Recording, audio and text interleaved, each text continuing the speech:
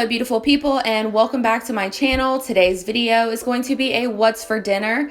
Not only is it a what's for dinner, but it's also a collaboration with my really good friend here on YouTube, Tamara, over at Southern Wife Everyday Life. I will have her channel and her video linked in the description box down below.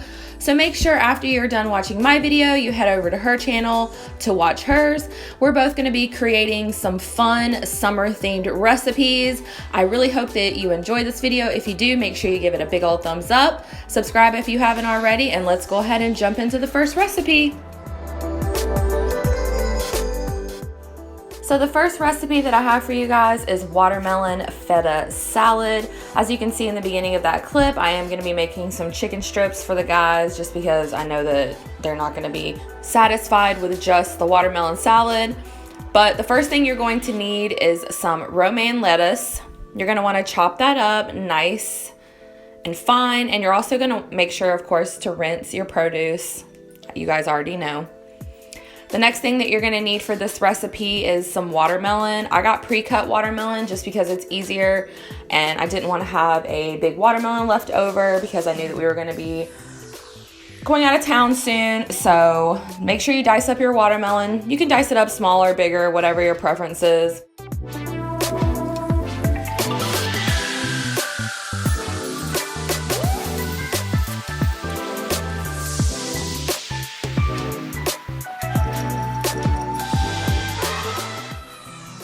Now that you have your watermelon added, you're gonna add in your feta cheese. You can add in as much as you want, honestly. It doesn't really matter. I like a lot of feta cheese, as you'll see here in the next clip. I end up adding more. And then you're also gonna add some sliced almonds. You do want like the thinner sliced almonds. I mean, I guess you could use the chunkier like sliced almonds, but I prefer the thinly sliced ones. And then you're going to take this champagne vinaigrette and you're going to just evenly disperse it. I got the low-cal champagne vinaigrette, which Publix had. I've never seen it before, but it still tasted just as good as the regular. And then you're just going to mix it all up. And like I said before, I do end up adding some more feta cheese because it's so good. And that's it, guys. This recipe is so easy, but it is so delicious. And honestly, if you have like some kind of gathering, like summer barbecue or 4th of July or whatever, this would be such a fun thing to bring that's like outside of the normal, you know, pasta salad that people bring to like cookouts and stuff, but it would be such a big hit. Every single person I've introduced this salad to, even my husband, loved it. So, highly recommend.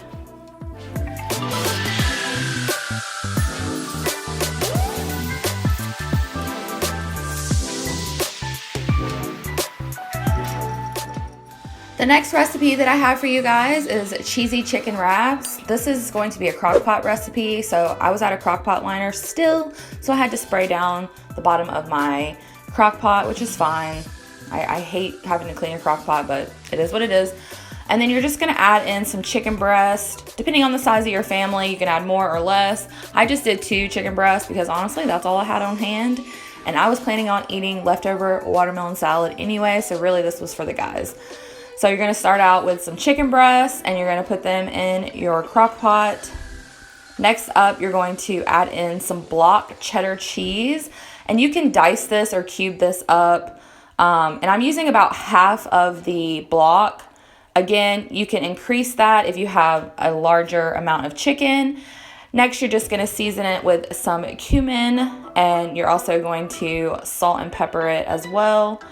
And I ended up adding some cilantro just to give it a little extra flavor.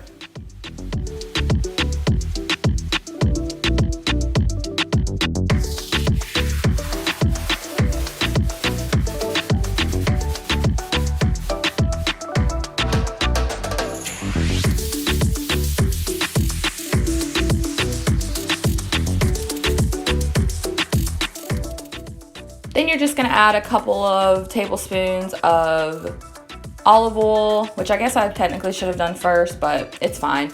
And then you're going to cook this on low for 6 to 8 hours. Here it is, 6 to 8 hours later. And then I'm just going to use my hand mixer to shred up the chicken. The cheese melted nicely, but it wasn't as like gooey as I anticipated it being. So I don't really know what the deal was with that, but that's what it was. So I'm just gonna shred up the chicken, trying to mix all the cheese and the chicken together.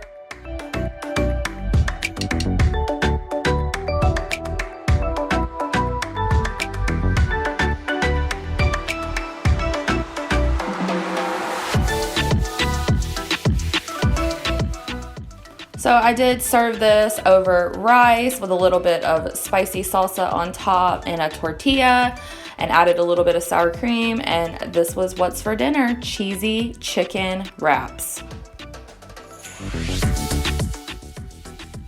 The next recipe that I have for you guys is Korean beef and veggies. As you can see here, I'm just dicing up some zucchini. I love zucchini. It's one of my most favorite things about summer is all the squash and zucchini. Next, I'm gonna be browning up my hamburger meat and some garlic. And you're gonna also need some low sodium soy sauce, some sesame seed oil, and some ginger. You're also gonna need some garlic chili paste, and then some sesame seeds, which I actually think I didn't end up using at all. And then these are the veggies that I'm gonna be adding with the zucchini into the beef. And then of course here I am browning up the beef, and you're gonna wanna drain that after it's all cooked through.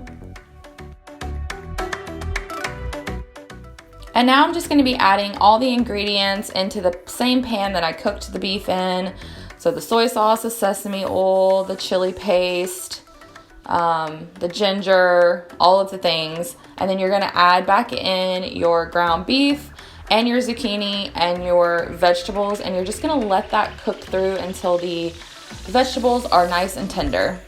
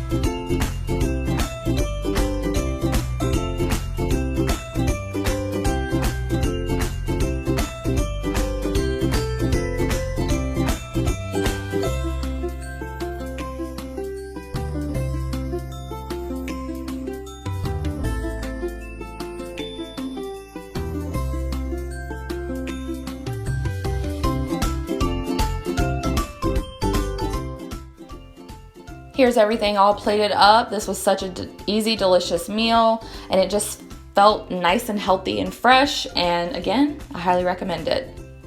So this last night, I decided to make summer spaghetti. So for this recipe, you'll need spaghetti, tomatoes, cucumbers, peppers, Italian dressing, pepperonis, and salami. And then of course, first you're just going to cook up your noodles. I actually ended up breaking these up into thirds as opposed to in half. I don't know if you guys do that or not, but I typically break up my spaghetti into halves, but I broke it up into thirds. Next, you're just going to dice your tomatoes. Pretty much you're gonna chop up all your veggies. I would be hand chopping some, but I also would be using my like manual chopper, or not manual, I don't know what the term is, but my onion chopper is what I call it, but I'm gonna be using it for veggies as well. So you're gonna dice up all your veggies nice and fine, and then you're also going to cube up your salami and pepperoni. I'm cutting it into fourths.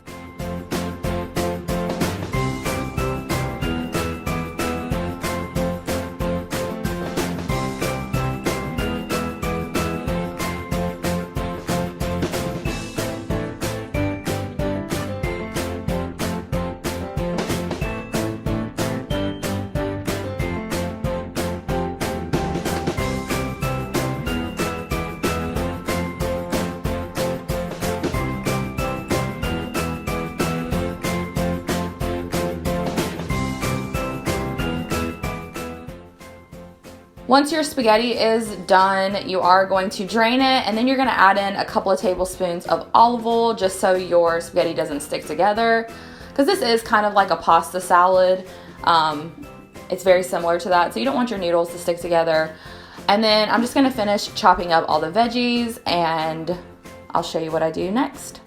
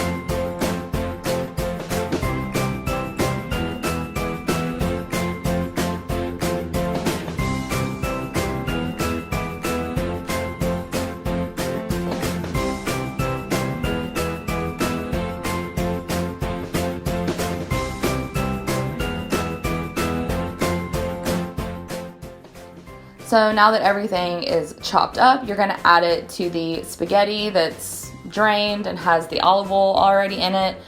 As usual, I feel like it would not be an Andrea video if I did not use a bowl that was too small.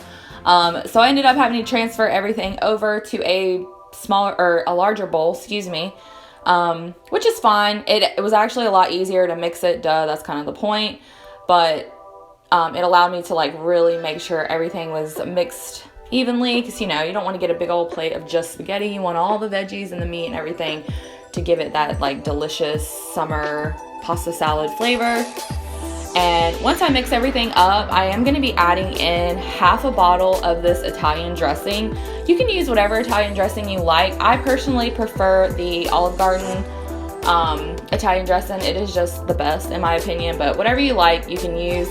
Oddly enough, the recipe called for the whole bottle, but it just seemed like way too much dressing. So I just added in half the bottle, stirred it up, and then tasted it, and it was perfect. So you don't want your, spaghetti noodles swimming in Italian dressing. That doesn't sound very appetizing.